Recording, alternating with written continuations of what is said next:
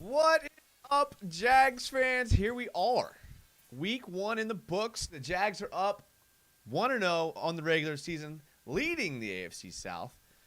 This is just the party show, all right? We're not breaking down film tonight. We're going to save that for later in the week. We're just partying. We're just having a good time tonight. I tried to time it up to be halftime of the NFL Monday night game, so a couple minutes early, but I just wanted to get started. If this is your first time here, this is a fan show. I know we have a lot of regulars already in the chat. That's because this show is about getting Jags fans' input on the Jags. So super excited about week 1. We have a lot to look at here, I think, for sure. Make sure to subscribe to the YouTube channel, follow the Twitter, the Instagram. The only way you would have known that there was going to be a show tonight was because I had a little cryptic message tonight on the social media platforms encouraging you to turn your notifications on. So those of you that are here, I appreciate that. Typically we do shows like Tuesdays and Fridays and things like that. So you never know when the surprise shows are going to happen. We haven't gotten the All-22 film yet from NFL Plus or whatever. So you guys know me. I like to break down the All-22 film. So we're probably going to wait for that until tomorrow.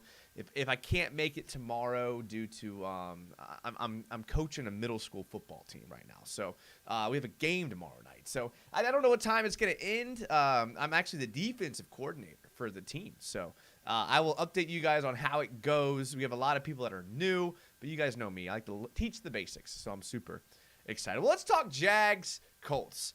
Get in the chat. Let me know what was the biggest thing that stood out to you? What were you most impressed by?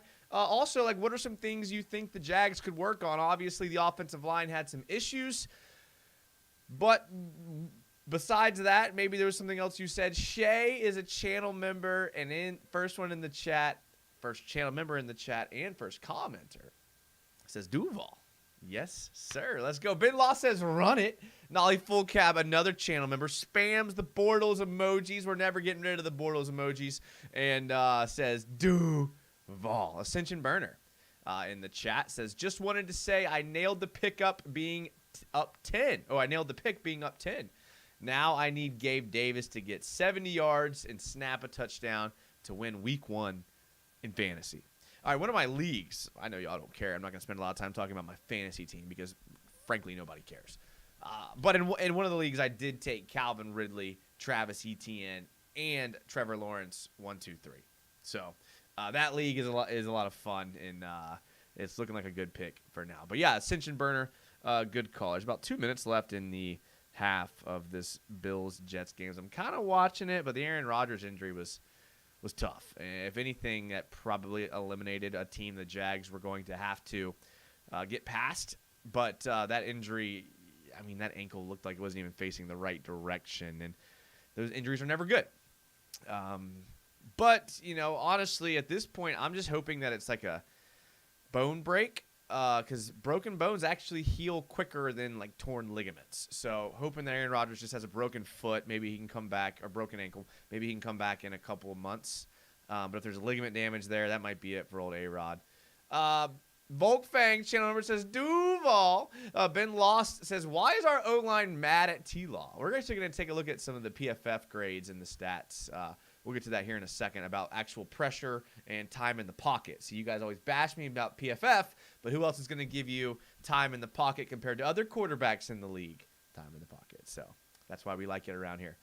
Jag Gator said Jags didn't want to make us bored week 1. They wanted to make us sweat all night. Yeah, I'm telling you.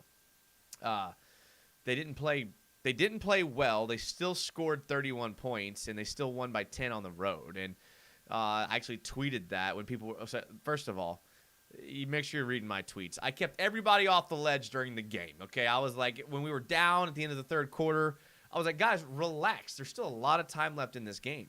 And then when everyone was like, whew, we barely pulled that out, I was like, we scored 31 points, which is one of the highest scoring offenses in the entire league this week. We didn't play great. We left a lot of meat on the bone, as the metaphor I'm hearing lately. And still the team like beat a divisional opponent by 10 on the road. Callie Jack says, hell yeah, not going to lie, my Jagxiety was flaring up. Shay said an ugly 10-point road. offense wasn't fully clicking, and we had 31 points. This is new territory. I just want to quickly talk about this. We all heard the reports of Press Taylor calling the plays, and I do want to get to you guys' comments, but I feel like I'm the only one not taking crazy pills around here, okay? I think Press Taylor is going to be an okay offensive coordinator. I think the Jags have reached a status where teams are going to start interviewing Press Taylor for their jobs, and here's what I mean. Like, we see lateral moves, like Eric Bieniemy take a lateral move from Kansas City to Washington to be able to be the play caller, because the play caller gets the job, essentially. So the next job, if we want to keep Press Taylor, we're going to have to give him some play calling responsibilities. And what I did like is when, again, I didn't see too much. This news all came out quickly. I think Doug Peterson, I read something where he said it's kind of what Andy Reid does, is he lets the I mean, if I'm a head coach, I'm like, hey, call these offensive plays. And I think we're okay because Doug Peterson's probably giving Press Taylor, like, this is the package that I want you running, like these plays. And it's probably been a little more micromanaged by Doug Peterson than I think people think. That being said, I thought the play calling was horrendous. I'm not blaming Press Taylor, though. Like, I'm blaming Doug Peterson because that play calling was horrendous. What was that drive when we ran the ball 3 times in a row and punted it? In what world, with this offense, is your strategy ever run the ball 3 times in a row? If they had one nose tackle and everyone else was dropping into coverage, I still would want Trevor throwing the ball. I still want this offense throwing the ball. So, like, run the ball. Definitely run the ball. But, like, let's never have a drive again where we run the ball 3 straight times. All right. Getting caught up on these comments here. Again, we're almost to halftime of this, so this might be timed out pretty well. Let's see here. I'm at work. I'm about to quit to watch the stream. Sea Breacher, don't quit your job. Never quit your job unless you have another job lined up. That's a life lesson right there.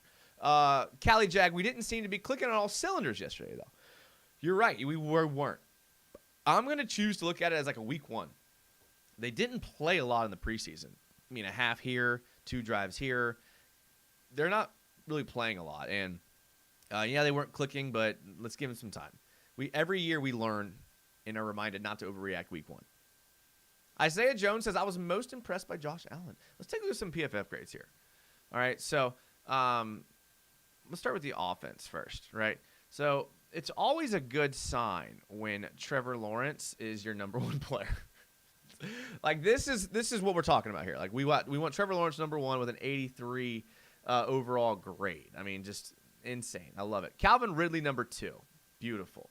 Zay Jones, ETN, Evan Ingram, Walker Little. Tim Jones only played 2 snaps, so we won't count him. Blake Hance also 1 snap. Dearness Johnson 1 snap. But even in Christian Kirk's ghost of a game, I mean, not terrible. I mean, that's pretty good there. I'll take that. And then we get scroll down to the bottom here. We got Tank Bigsby. That's no surprise. Tyler Shatley in his 33 snaps. Interesting to look at here. And this is why I like PFF. 33 snaps. 15 of them were, I think that's pass. Is that pass block? Yeah, so 15 of them were in pass block sets, and 18 of them were in run block sets. On those 15 pass blocking sets, he graded out an 82.2. But then on those 15 run blocking snaps, he graded out 32.4. So this is a – oh, you can't see that because I'm in the way here. Hold on. Wait for it, boys. Okay. 32.4. Okay, so that 82.2 was his 15 pass blocking snaps. 32.4 was his 18 run blocking snaps. So that's a massive difference between run play and pass play. And if he did that much better on pass blocking, why did we try to run so much? But this is the bottom of the list here. Brenton Strange not grading out well, but again, the Trevor and the receivers are going to make these guys grade out well. I mean, Luke Farrell played in 33 snaps. That's more snaps than I thought Luke Farrell would have played. Okay, that's not bad there, Luke. So I don't know. Don't know. All right, let's get to some of these comments here. I'm kind of lost here in the comments. Oh, Volkfang. The number one thing the Jags need to work on is not giving me a dang heart attack. Can we put away the Chiefs in quarter 3 so I'm not cardiac arrest with 4 minutes left? Yeah, I mean, they could have definitely beat the brakes off of the Colts if they were playing well. I mean, Calvin Ridley is insane. Was it 6 or 7 catches in the first half? I know he had 1 in the second, but like he was dominant. And maybe the Colts made some sort of adjustment. Maybe they were like, okay, we're going to double cover this guy, right? And maybe they did. Then you start to saw other people get involved, Ingram and Zay Jones and things like that. Isaiah Jones says, I wasn't as surprised with Ridley because I knew he was going to take his. That's a good point, Isaiah. I'm with you there. Volkfang says, I thought it would be funny to see the Browns fire Stefanski and then hire Press to make him the play. His brother played twice a year, but man, they got walloped. They walloped the Bengals. Yeah, I mean, that's Zach Taylor, brother of Press Taylor, is what he's referring to. You're right. I mean, you figure it's only a matter of time before Press Taylor has a job where he's calling plays. So why not be in Jacksonville? I don't think there's that big of a drop-off. Now, the counter-argument is, Doug Peterson needs to be calling the plays so that we win a Super Bowl. And I get that. I 100% get that.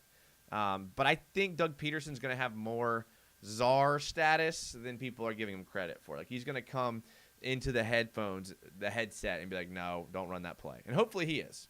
And I think after this week, we'll get into the playbook next week.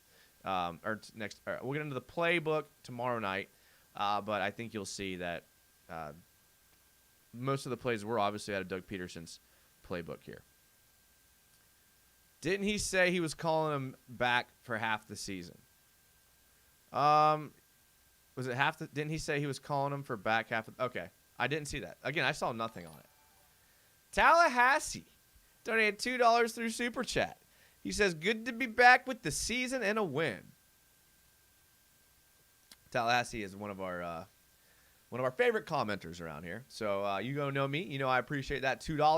Hope everything's going good with you. And now that I think about it, I feel like I haven't talked to you in a while. So I hope everything is going good with you. And hopefully you're being successful in all you do. And thank you for the $2. I appreciate that. Let's see here. Let me get to these comments. Okay, so Cali Jag, just to reiterate, I didn't see that. But that is how I would do it. I mean, Press Taylor's going to get a job next year. When you're a good coach, you lose coaches. Look at Saban. Look at Belichick. Every year they're getting their coordinators poached. It sucks, but like that's the reality. Week 1 team not in sync, says D. Steiny. Ben Law says, damn right, we don't run 3 times. Shit, as a Jags fan, that's where to say. Yeah, okay, so I know what you're saying there. Don't run the ball 3 times. Let's have Josh Allen and Trayvon Walker double team Juwan Taylor. I don't know if it works like that. Typically, the offense of the team is the unit that double teams, but maybe. I mean, that'd be fun. How much did the Gus Bradley keep everything in front in addition to pressure up the middle lead to play calls lack of deep shots? Shay's always bringing it.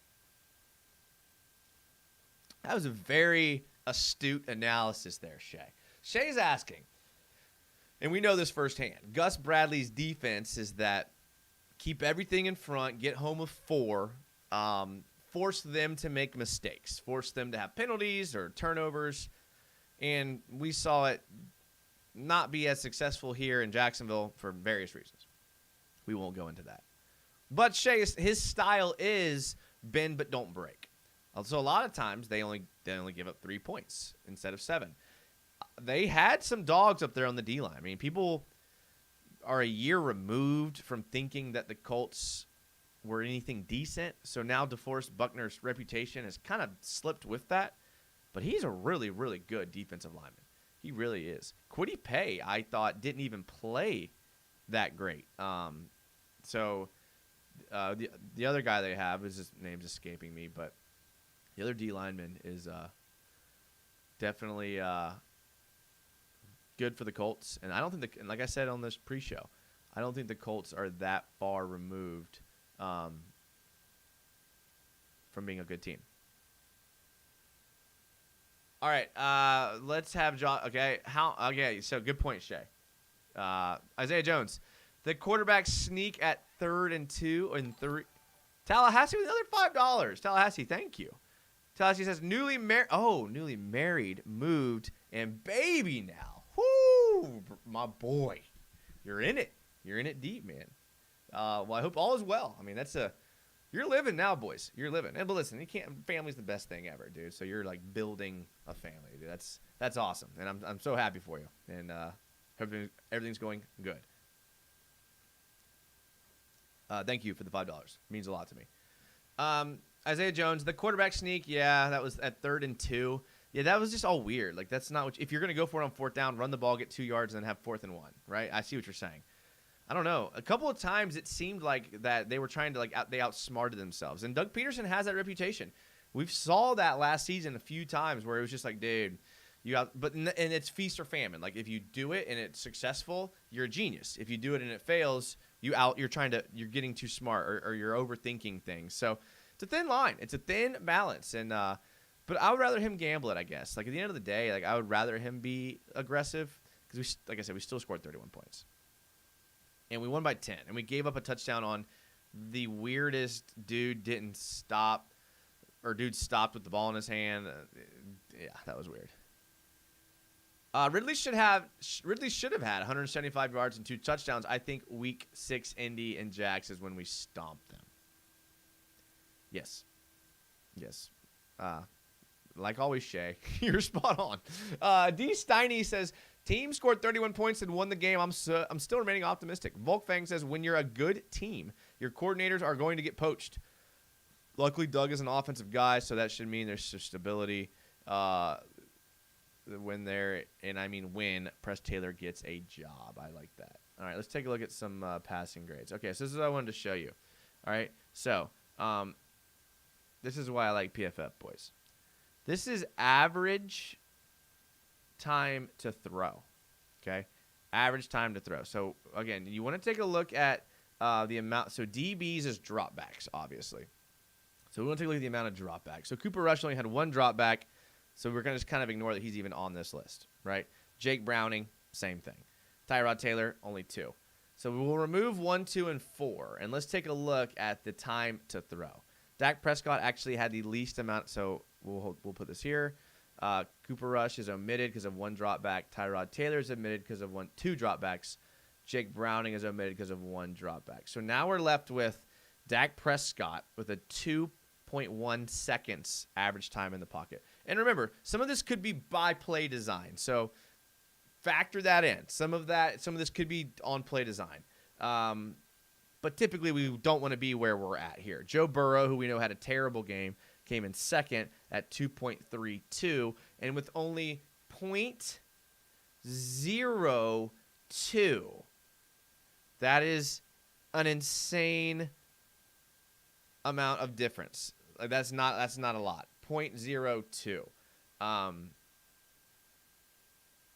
Trevor Lawrence, 2.24. So he did not have a lot of time to throw in the dropbacks in the pocket. Again, probably by play design, a lot of it, but you still want to see this number not third, and third by 0.02. So that's a little concerning, and I know some of the grades graded out decently with pass blocking grades, but let's take a look at the passing direction. I'm just going to hide the chat just for a second. Sometimes it's easier to see. This is where Trevor targeted the ball, and as you can see, I mean, this is pretty. You kind of expect people to be good here and here. So this is obviously 9 out of 10 was in this little what I call the cheese section, right? Where you better be 9 out of 10. And then I like this. I like how he worked the right side. 6 of 7, 2 of 3, and 2 of 2. That's actually really, really good. 2 incompletions on 12 throws. I mean, that's pretty good. I mean, we'll admit this because it doesn't fit our narrative. He was 0 for 1 back here. But in the interception, if we take out this play, Trevor had an amazing, and that, again, was a Tank Bigsby drop. That's a Tank Bigsby drop right there. If Tank Bigsby doesn't drop that ball, that 0 of 1 for an interception is 1 of 1 and not an interception, and his grade now is going to be top tier. But That's the risk when you play a rookie running back. He's got to learn at some point, right? But like what he did there, what do we have here? The receiving grades. We have Calvin Ridley obviously grading out the highest with 76. Zay Jones second highest on 7 targets, 5 receptions. Evan Ingram, 5 targets, 5 receptions. You love to see that 100% out of him and Travis Etienne. Kirk, again, I don't think this is any indictment on Kirk. I just think, like, and when we go watch this film, boys, I noticed this live in the moment. Your boy Trevor passed up a bunch of open guys. On multiple throws, I saw on the live game stream guys running wide open and him opting for the deeper throw. And we know he wants to do this. Like, he wants to do this. We talk about this all the time. He has a lot of faith in his arm to the point where he will pass up wide open underneath people to try to fit the ball into a tight window. Trevor's always been like this. He always will be like this. And I love that he's like this. You just hope that he has or develops the game sense to where in important situations, and when he knows he needs to take those underneath guys that are open, that he does. Volkfang says, congrats, Tallahassee. I thought I heard Doug said Press was calling plays last season. So, I haven't read into this at all.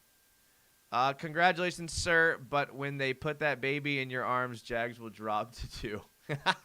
Finlaw said, hey, buddy, wait until you have the baby in your hands long enough, and they'll drop to 2. I get that. Aaron is already dead behind that O-line. Yeah. Mally's dad. What's up, Mally's dad? Happy Victory Monday, Duval. Yes, sir. That's what we do. Volkfang says, Anthony Richardson impressed me. He should be really good for the Colts once he works out the rookie out of him. And if they can get some better wide receivers for him. So, Volkfang, I agree with you 100%. The Colts, I was talking with one of my good buddies during the Jags game. The Colts don't stay down very long. They don't. And they've been through a lot of quarterbacks. They have. But, like, they actually do. Irsay, as much as we all hate him, is a lot better of a team builder than most owners in the league. And that's the bottom line. The facts back it up. Look how the Colts are typically in contention all the time. And I know Peyton Manning, Andrew Luck. Well, even then when they don't have those guys, they still are like always a team that could beat you. So they won't stay down long. It's bad Jags fans complain when we score 31. Oh, Robert's been a fan as long as I have. So me and Robert can have this moment. I will never complain about 31 points, and I think you're right there with me. That's what I was saying. Literally, the second on Twitter, that's the first thing I said. I was like, y'all realize this offense scored 31 points? I have been a fan of this Jags team when they couldn't score 12, okay? So, listen, if it's freaky and we score 31 and lose, defense, you better freaking step it up or figure something out. Because if the offense scores 31 points, we better win. We better win. Strange carried Tank to the 1-yard line. That's a good point. That doesn't come up on the PFF grades, does it? I wish we played them week 2 after there was some tape on Richardson. I think now that teams see what they are doing with him, it will only get harder for him. I don't think Anthony Richardson really was that mysterious or what they're going to do with him. I mean, without Jonathan Taylor, that offense is just very one-dimensional. That's the bottom line. It's very easy for teams to not have to worry about you running the ball down their throats. And Anthony Richardson did. I mean, I think he rushed for a decent amount of yards. Was it 40 maybe? But you're right. He's going to be good. We've been saying that for a while. Jaggernaut or XD Gamer says, Duval. Jaggernaut says, yo, Jags United. And what's up, Jags United and Jags Nation? Feeling good this Victory Monday. Victory Mondays, we enjoy them around here. It did look like he was kind of locked in on Calvin the first half. Hey, listen, if you're going to get locked in on somebody, I mean, that's what he should do. Calvin Ridley is the best receiver on the field. Calvin Ridley may be the best player on the field. So that's what we want. and they probably switched to some sort of different coverage on Calvin Ridley, probably a bracket coverage. And again, I haven't watched the film yet. Probably a high-low where you have a guy underneath, a guy over top, and that catch that Zay Jones made was insane. Baselli and Prisco pointed out today that Trevor was looking for Ridley too. Listen, I don't want to hear that, and that's them looking at the film. That's them watching the film and seeing what I saw. That's fair. But like, what makes Trevor Trevor, the throw that he made between the two Colts receivers that ran into each other, no other quarterback in the NFL, besides maybe Patrick Mahomes, is going to even attempt that throw, even attempt it. So I get what they're saying. It's before I even read your comment. It's what I said. I saw it live. You know, I watched it live. I was like, man, guys are running wide open that he didn't throw to.